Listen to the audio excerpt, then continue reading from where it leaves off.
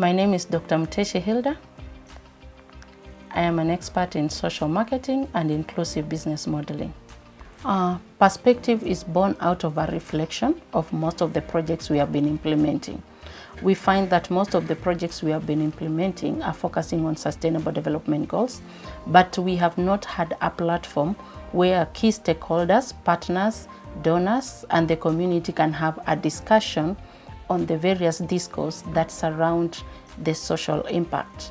There are so many questions that remain unanswered, and we believe that having a platform that we can be able to discuss and share the knowledge on program design. We are also looking at sharing the knowledge on impact and the progress that we are able to make. We are also going to be sharing on the knowledge on the challenges that are facing the projects and the success stories. So perspective comes in to pull together a platform of development actors focusing on sustainable development goals and being able to let all stakeholders express themselves, air their opinions about the programs they're implementing, the challenges they are facing, and the lessons they have learned. Our perspective will come to you in several ways. It comes to you as a podcast where we are going to be having discussions that are recorded. It will also come to you as in print media where it will be published as papers that can be disseminated and shared widely. We are all aware that the donor landscape is shrinking, and donors would really like to see value for money, and this has put pressure on non-profit organizations to be able to demonstrate their impact, and they have to link the resources they have been given to the work done. Then the question becomes, is it worth for the donors and the partners to continue investing in sustainable development goals? So then we take a reflection and ask ourselves, what is really happening? Is it that we are not achieving results, or is it that we are achieving results but we are not able to document, or where are we going wrong? So looking at this, perspective comes in to reflect on the journey, and we realize that maybe we have achieved results but we have not been able to document them properly, or maybe we did not achieve results at all. And in this case, we find that most of the time we are in a situation whereby we are not able to demonstrate clearly how we spend the money, but going to the community we are not able to see results. But if we attain results, the results sometimes are short-term, that at the exit and the closure of the project, then the results are not sustainable. Donors would like to see that if they have funded a project, then this project has clear indicators and clear impact that they can see at the end of the project. And at the end of the day, they'll also want to see value for money, that the results they are able to see are worth the investment they are putting in. But most of the time, this is not the case. One of the things is that systemic change takes time and requires a lot of effort. And for this, it means that there's a lot of energy that needs to pull it through. It requires so many stakeholders. So with the pressure to demonstrate results, the pressure to show how you utilize the resources, the non-profit organizations are likely to go for quick wins. And a quick win would be that you want to deliver something and maybe take a photo and people to see. Maybe you call a training, take a photo, write the participant list, and demonstrate that you have worked. So then the NGOs would be shying away from elements of systemic change, especially behavior change, especially capacity building, because these are intangible programs that the change can only be seen later as more of at impact level, and they're not quick wins. So then the problem with the tokenism, maybe constructions, trainings, and taking photos is that they do not present lasting solutions to the sustainable development challenges. And this becomes a vicious cycle of funding, same proposals, same requests, without much changing. There are several issues that could have led to us not having an impact, or having an impact that is not clearly demonstrated and linked to our results. First and foremost, there is an issue of fragmented program design. Most of the time, the NGOs are under pressure to respond to proposals. Under the process of responding to proposals, we assemble a team quickly to be able to meet the deadlines. And in this case, we pull a team together. Maybe we want to pull a team from program side, we want to pull a team from finance, and we want to pull a team from monitoring and evaluation. And we let these teams work independently. One team would be designing the problem, another team would be looking at the budget, and another team would be looking at the key activities. When these activities are pulled together, we are likely to end up with a disconnected proposal. A disconnected proposal in the sense that the elements of the problem, the activities, the log frame, and the budget may not communicate to each other. Now, also in our teams, you find that being teams that are independent with different specialities, they end up not looking at it from a product design. So ideally, NGO program or project should be designed like a product and should go through a series of program design that gives us time to reflect on it, to model it, so that it is a solution that ties from end to end, problem to solution. And within this design, we should have already figured out what are some of the key activities that we are going to do, how are we going to measure the impact of these activities, and what resources do we require to be able to achieve results. But because of the design and the pressure at which we are responding, we are likely to miss out the key elements of program design. And so we are likely to end up with a project that is already designed not to have any impact. The product development starts with a research. And this research would be looking at what do people want, and then what are the barriers to the people having what they want, and how can we make them get it, and what ecosystem surrounds the people and what they want. So that is how we look at product development. And then we go to the product design. And in the design, we look at the key features of the product that would enable us to be able to satisfy the need.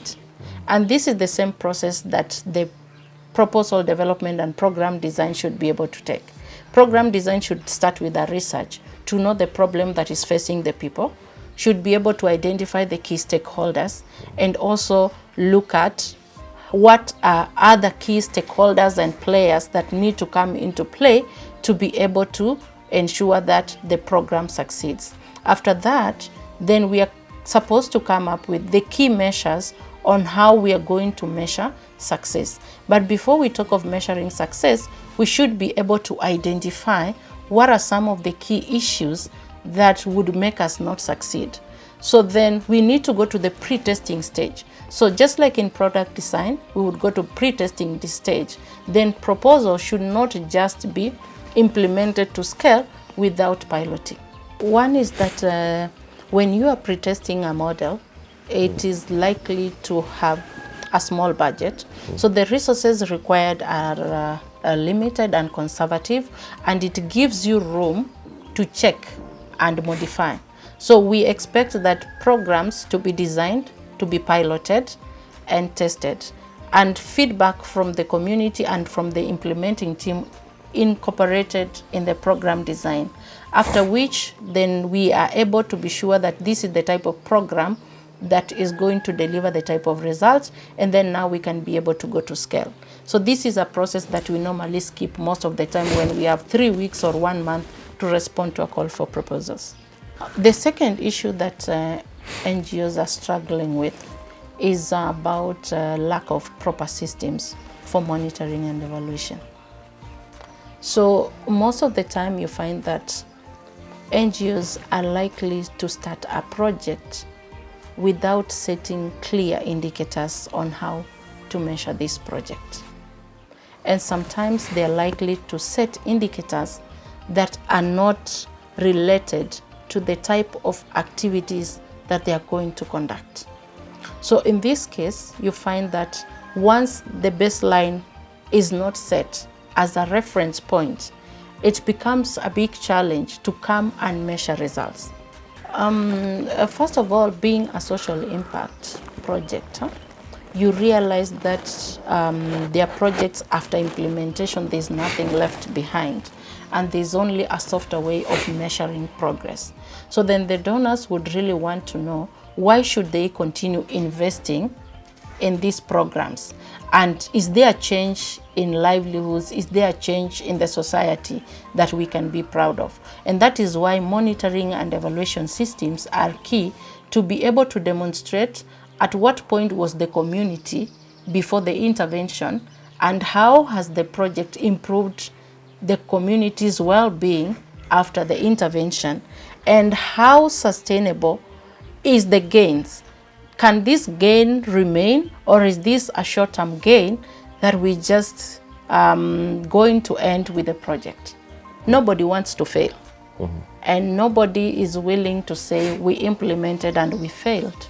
So what is happening is that we are likely to be tempted to set targets that are going to show that we have succeeded. But the question is that how long can this success last in the community? For example, we are likely to set, the non-profit organizations are likely to set indicators like number of people trained, which is an instant gain, that once you have done the training, you can count the number of people, you can document, write their names and take their photo. We are likely to set like a target like photos and BOQs. And these are the items we put in the log from that. We are going to be taking the photos and the BOQs of the building. And so this is an instant gratification, because definitely if you are constructing, you already have a BOQ and you can easily have a photo.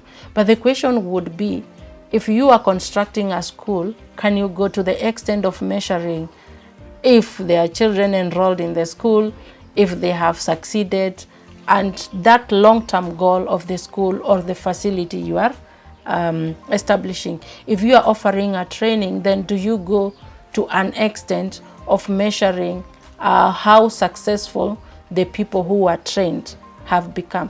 So the question is that the fear to say we have failed, the fear of the unknown result, makes us feel like we have to set a low-hanging fruit that we can just say we have achieved from a training perspective, photo perspective, and BOQ perspective.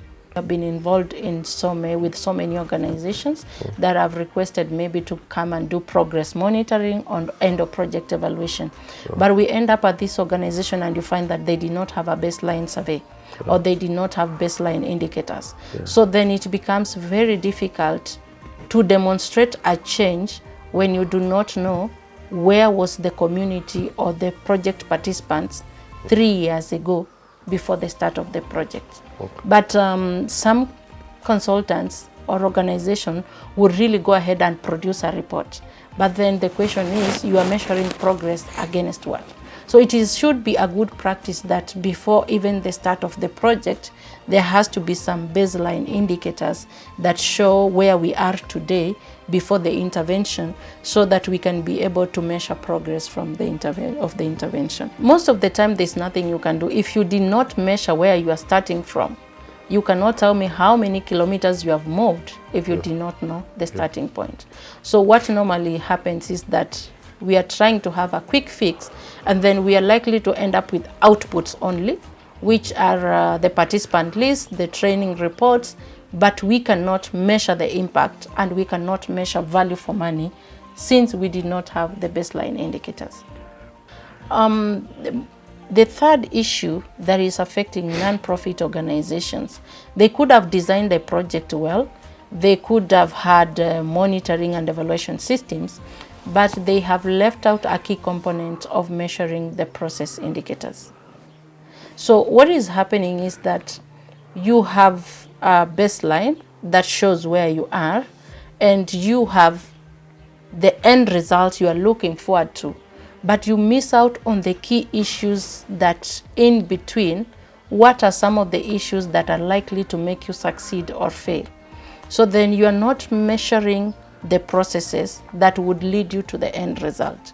So you find that you have done a baseline and you wait at the closure of the project to come and do an end line. And in between, you have lost the process that could have led you to knowing whether the project is on the right track or not. Ideally, if you put in place process indicators that are able to measure the key stepping stones towards your success, then you are able to see that at this point, you are likely to succeed or not to succeed. And so there's a process of learning that you go through as you implement projects, and you are able to do modifications on your projects. But the moment you do not set the key stepping stones towards your success, you miss out on the learning and the sharing of the knowledge. And a case in point, for example, you wanted to offer a training, but you did not indicate that you will need a manual. Now, you did not indicate what content this manual should have so that it is impactful. So in this case, you are likely to end up with any type of manual, and you are not going to measure if there was the impact of the training even before we go and measure the impact at the end of the program. Organizations should work on products in advance so that when they are designing programs, they have a program already designed that has gone through research, has gone through a pilot, and has been refined. And through that pilot, they have already identified the key stepping stones, the key processes that must be accomplished for them to get the type of impact they want. So through these building blocks that they have established, they can keep checking at scaling level. So when responding to call for proposals, they are only plugging in an already tested model into the call for proposals and not designing at that point. Because then if you are designing at that point, it is a trial and error, and nobody is willing to give you money for a large scale project just to try on it. The fourth issue, when the organizations have maybe designed the programs properly, they have put the process indicators in place, they have an M&D system in place. The next question becomes, do the teams have the capacity required to monitor the project and document? Most of the time you find that, back to the fragmented issue, we had an M&D who does not understand programming. Then we had a program manager who does not understand much about monitoring and evaluation. And we have the finance team that just developed the budget. So these teams do not have the right knowledge that can pull end-to-end program design, implementation, monitoring, and evaluation. So until organizations are able to bring these teams together so that the team can understand from the start to the end of program design and how that leads to impact, the issue of monitoring and evaluation of projects and realizing results remain a challenge. At another point, the teams being fragmented may not have the capacity to document the results, to measure and document the results.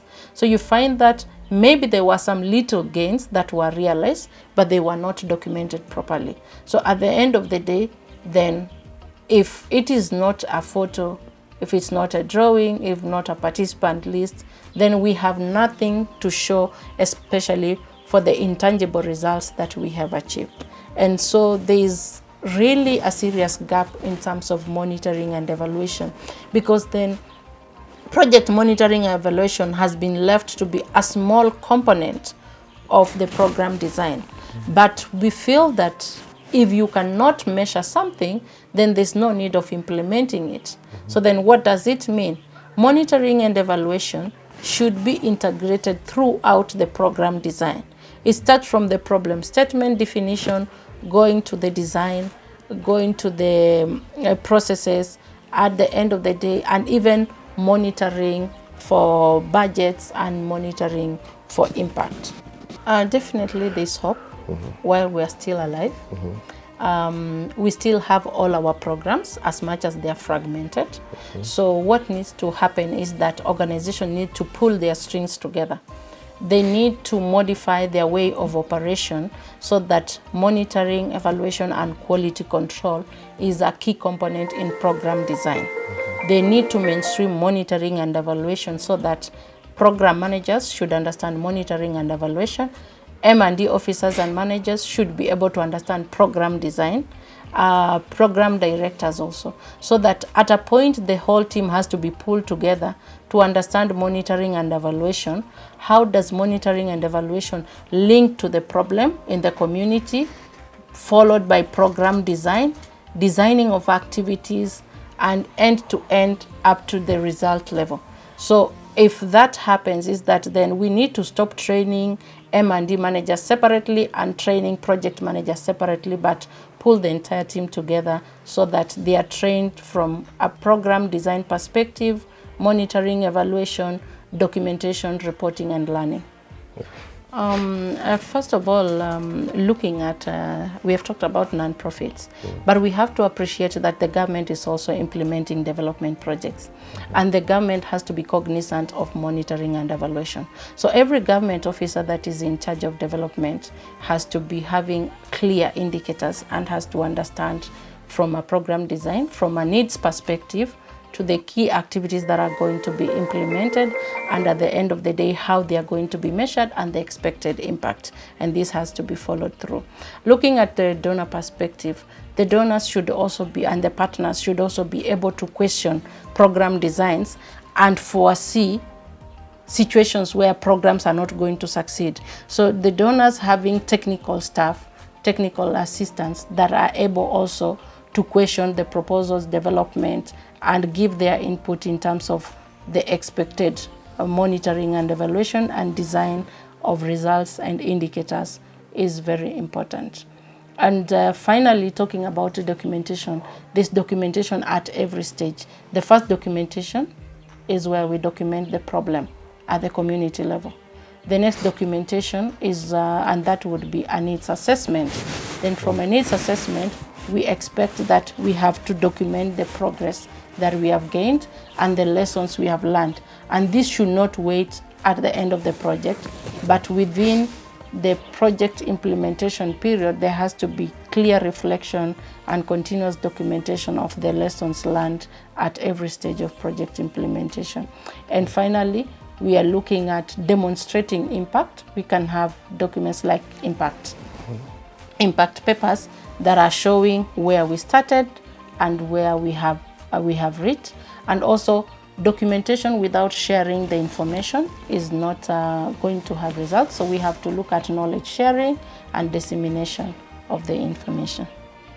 If we have to achieve sustainable development goals, then we have to implement projects in a way that we are able to measure results. And so I believe it is urgent that we are not very far away from the year 2030 when we are supposed to achieve our sustainable development goals. So there is room for improvement in program design in the next 5 years, that we are able to design programs that are going to have impact. And also we are able to design programs in a way that we measure progress progressively to be able to get an indication on where we are likely to fail and pick up corrective measures, unlike waiting to measure results at the end of the project. There is an urgent need for non-profit organizations, governments, donors, and partners to invest in strong monitoring and evaluation systems. There is also an urgent need to invest in capacity strengthening of staff to be able to implement projects from an end-to-end design of program design, program implementation, program monitoring, evaluation, and reporting.